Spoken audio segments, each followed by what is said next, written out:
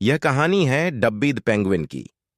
डब्बी अपने परिवार के साथ अंटार्कटिका के सबसे ठंडी जगह पर रहता था। डब्बी रोज अपने परिवार के साथ सुबह सुबह मछलियां पकड़ने निकल जाता।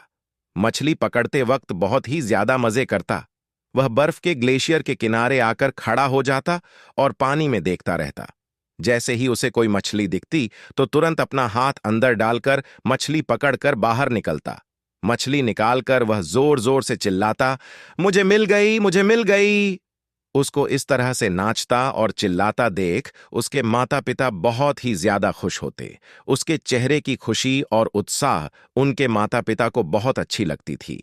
उनका परिवार खुशी खुशी रह रहा था कि तभी अचानक एक दिन जब वे शिकार पर गए थे, कुछ शिकारी मनुष्य बड़ी सी नाव में आकर पेंगुइन के बच्चों को पकड़ कर ले गए।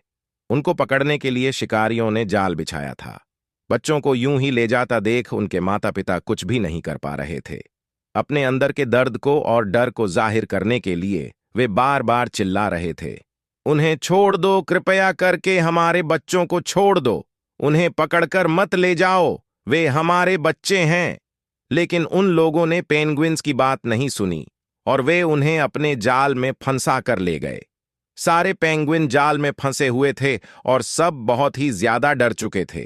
उन लोगों ने पेंगुइन्स को नाव में रखा। नाव में रखने के बाद वे लोग आपस में बात करने लगे। एक व्यक्ति ने कहा, आज तो हमने बहुत सारे पेंगुइन पकड़े हैं, लगता है इस बार कमाई बहुत अच्छी होने वाली है, जाकर हम इन्हें तुरंत बेच सकते हैं। हाँ, तुम बिल्कुल ठीक कह रहे हो, इस बार हमने सबसे ज्यादा पेंगुइन पकड़े हैं।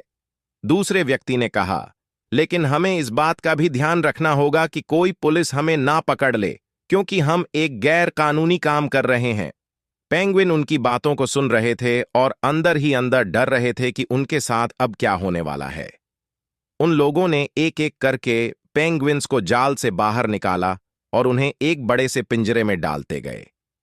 वह पिंजरा बहुत ही ज्यादा बड़ा था, जिसमें एक साथ 23 पेंगुइन्स आ सकते थे, लेकिन जाल में सिर्फ 25 पेंगुइन्स ही थे। पेंगुइन्स को पिंजरे में भरने के बाद उन लोगों ने पिंजरे में ताला लगा दिया। पहरेदार ने चाबी जेब में रख दिया। फिर उस पिंजरे को उठाकर जहाज के सबसे नीचे वाले कमरे में रख दिया गया।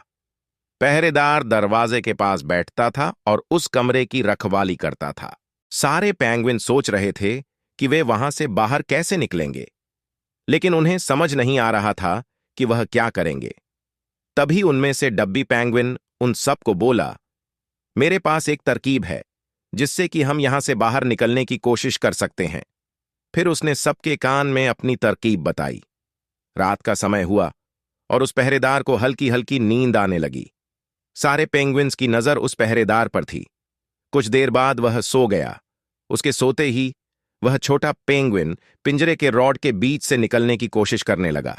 उसने हल्का सा जोर लगाया और वह पिंजरे के बाहर आ गया।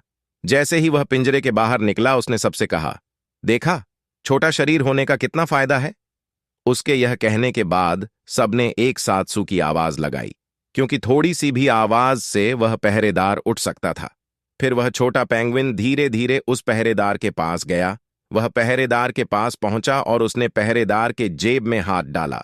जैसे ही उसने पहरेदार के जेब में हाथ डाला, उस पहरेदार की हल्की सी नींद खुल गई, लेकिन बहुत नींद में होने के कारण पहरेदार फिर से सो गया।